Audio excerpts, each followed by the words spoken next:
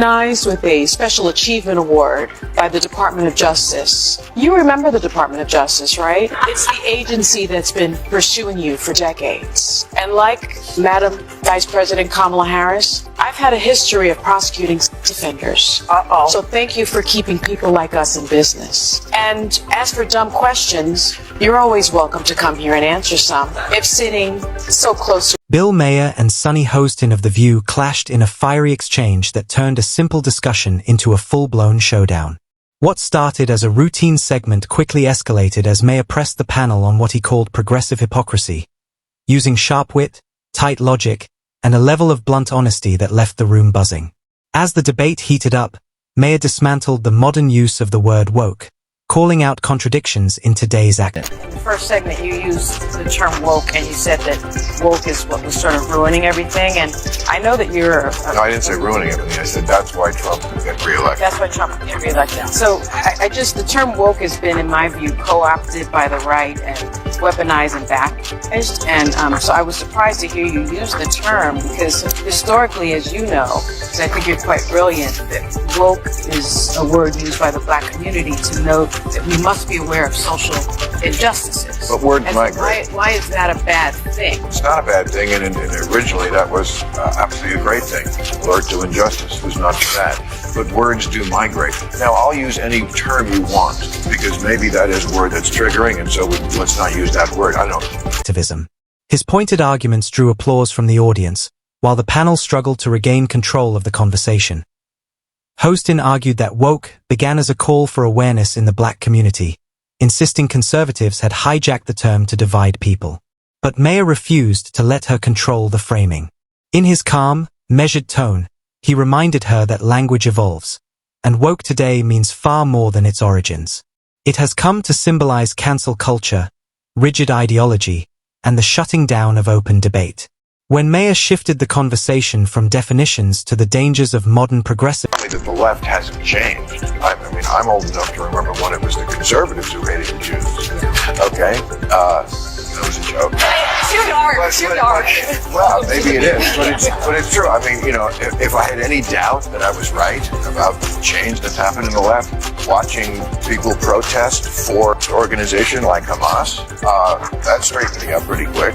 Well, I mean, it's just astounding to me that they can't tell the good guys from the bad guys. I mean, just morally. I mean, let me tell you, if you're for Hamas, just live in Gaza for a day. And I'm not talking about while the war.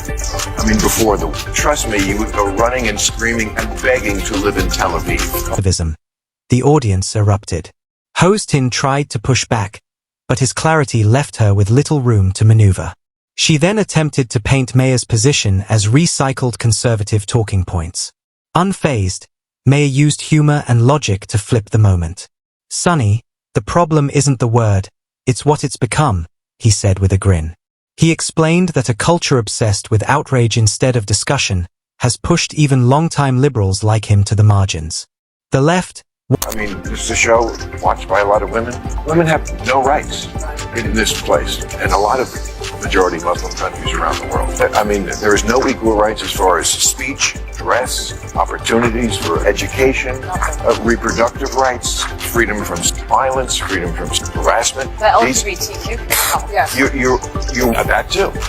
But if you throw around the term apartheid, there is a gender apartheid in a lot of the world where women are second class. once a champion of free speech, now seems more interested in policing dissent, he added.